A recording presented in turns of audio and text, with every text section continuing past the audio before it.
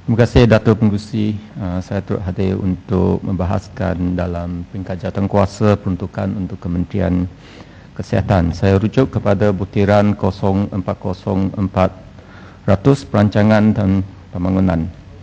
Baru saja Yang Berhormat Menteri telah umumkan bahawa kerajaan akan gunakan time frame 2 tahun untuk merangka One Care, program One Care, di mana satu sistem robakan perkhidmatan perubatan akan diadakan, dan di mana yang saya diberitahu mungkin ambil beberapa peringkat, di mana integrasi akan berlaku di klinik swasta dan klinik kerajaan, hospital swasta dan hospital kerajaan, dan penubuhan sebuah badan untuk uruskan dana yang dinamakan National Health Financing Authority, dan juga pelaksanaan insurans perubatan.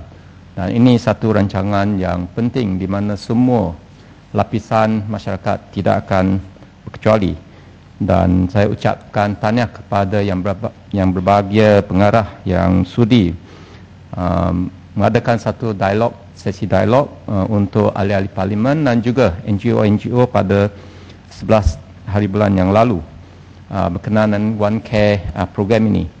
Tetapi saya nak tegaskan di sini, selepas dialog tersebut saya masih tidak yakin bahawa One Care ini dapat dilaksanakan dengan menyekat kos yang kian meningkat, dan juga tidak akan meningkatkan beban kepada golongan miskin.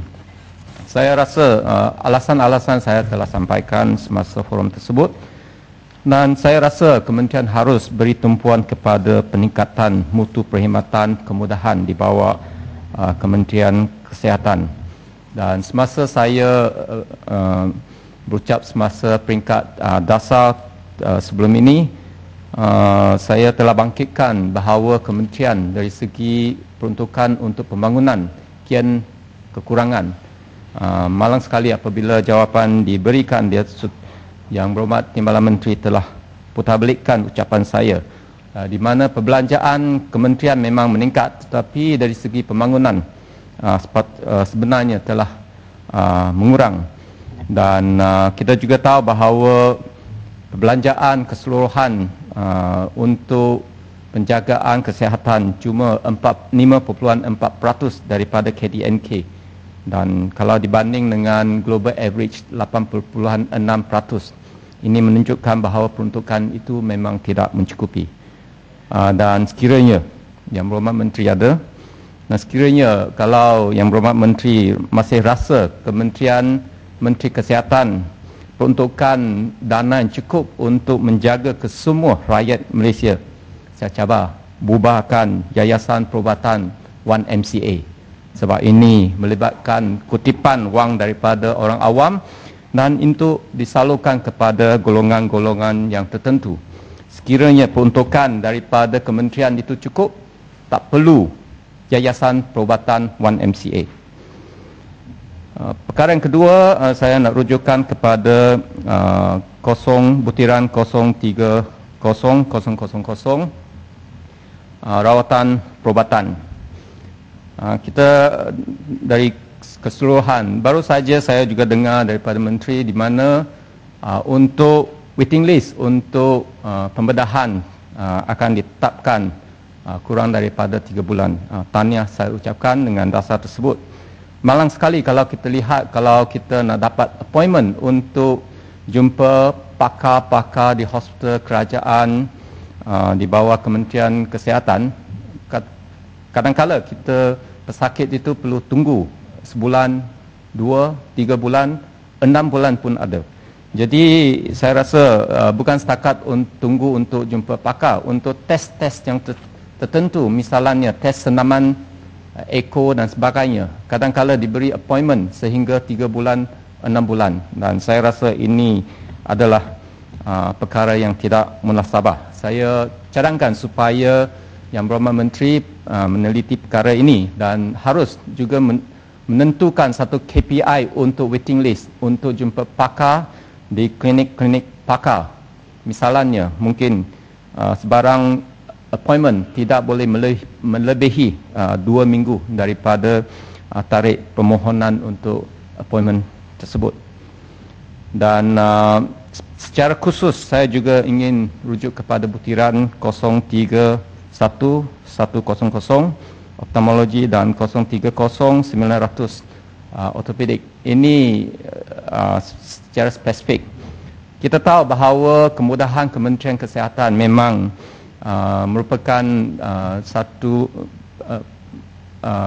hospital-hospital di situ pelanggan utama adalah daripada kalangan golongan miskin dan kaki tangan kerajaan. Jadi kos rawatan itu merupakan satu isu yang agak penting untuk golongan-golongan tersebut. Dan dalam hal ini saya lihat ada beberapa rawatan di mana kos rawatan tersebut terpaksa ditanggung oleh pesakit. Misalnya pembedahan katarak di mana intraocular lens tersebut yang kos dia mungkin 500 hingga 600 ringgit terpaksa ditanggung oleh pesakit, dan juga prostesis untuk ortopedik dan sebagainya, dan ini terpaksa ditanggung oleh pesakit. Saya harap Yang Berhormat Menteri dapat mengkaji dan supaya memberi ruang sedikit supaya boleh diberikan subsidi untuk prostesis tersebut supaya kurangkan beban kepada pesakit. Dan saya juga ingin rujuk kepada butiran 032000 penimajan diagnostik. Dan perkara ini saya pernah bangkitkan sebelum ini. Kita tahu negara kian maju dan expectation dan standard of care memang kian meningkat, dan kemudahan harus meningkat sejajar dengan keperluan semasa. Kalau dulu X-ray memang dianggap sebagai alat yang asas di semua hospital, saya rasa sudah sampai masa CT scanner seharusnya dijadikan peralatan asas di setiap hospital. Kerana semasa merawat pesakit misalnya yang mengidapi stroke ataupun mangsa kemalangan jalan raya dengan kemungkinan kecederaan kepala dan otak, CT scan yang serta-merta mungkin boleh dikatakan life saving ataupun boleh selamatkan nyawa.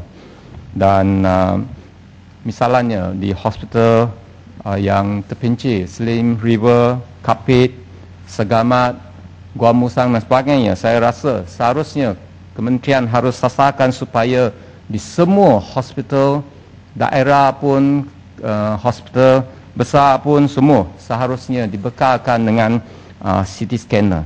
Dan saya rasa dari segi logistik laporan boleh diselesaikan dengan cara-cara tertentu.